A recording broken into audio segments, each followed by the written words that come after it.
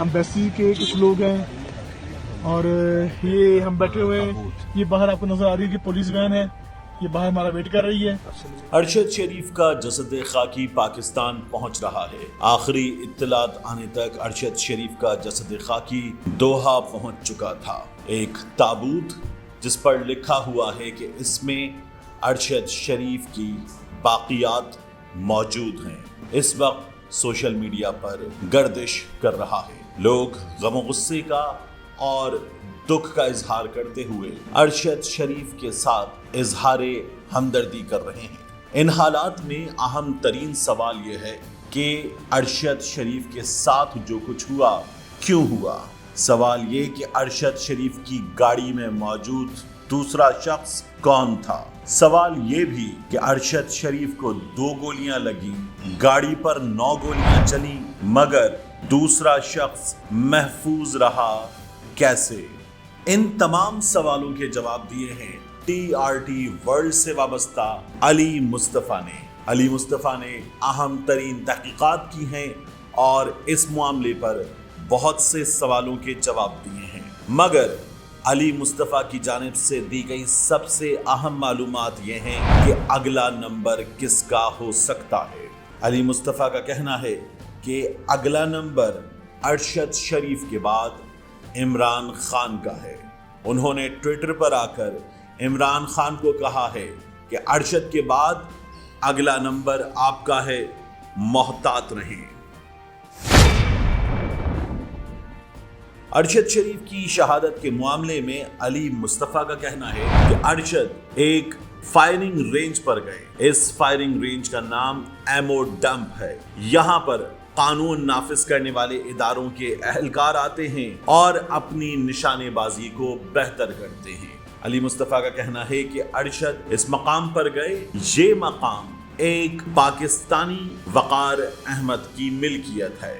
यही नहीं, अरशद शरीफ के साथ मौजूद गाड़ी में दूसरा शख्स खुर्रम अहमद था, जिसके बारे में बताया जा रहा है कि वो वक़ार का रिश्तेदार भी है। अली मुस्तफ़ा कहते हैं ये दोनों सबसे ज्यादा शक की जद में आते हैं। वक़ार पर ज्यादा शक जाता है, जिसका हट्स एंड होम्स का रिजॉर्ट है जो जाए वक़ुआ के बहुत नजदीक है।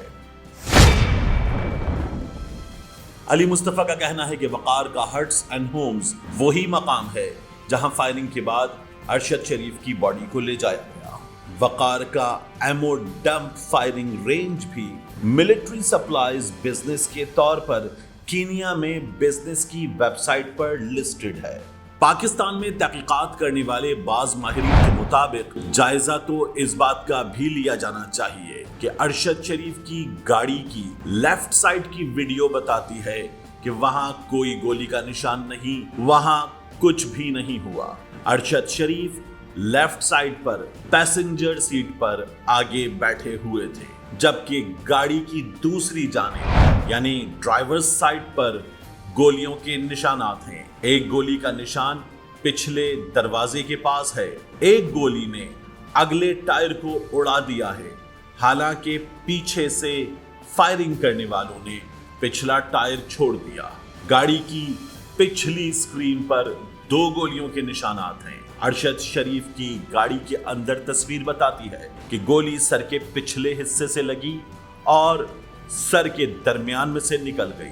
अगर गाड़ी की राइट साइड पर गोलियों के निशानात हैं और ड्राइवर महफूज रहा है तो ये क्यों कर मुमकिन हुआ, ये सवाल भी बहुत अहम है। इसी सवाल पर बात करते हुए खातून सहाफी कैथी पैटरसन कहती हैं वो ड्राइवर जो अरशद के साथ था यानी खुर्रम अहमद बज़ाहिर मौजज़ाना तौर पर गोलियों से बच गया।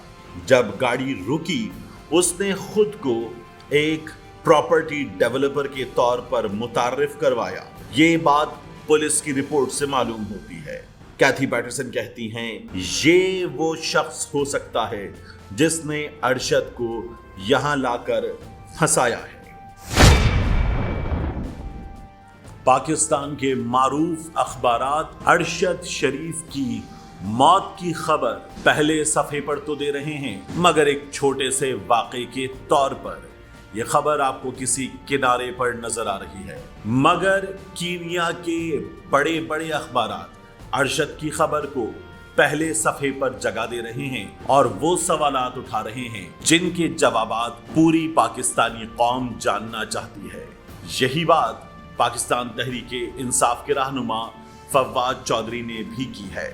ارشد شریف کا جسد خاکی آج رات 1 سے 2 بجے کے درمیان پاکستان پہنچنے کا امکان ہے۔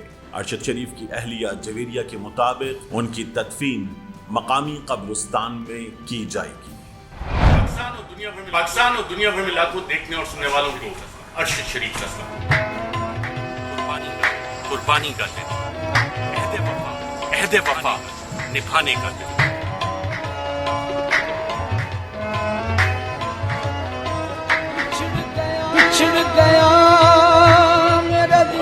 اپنا بہت بہت خیال رکھیے گا، اجازت دیجیے۔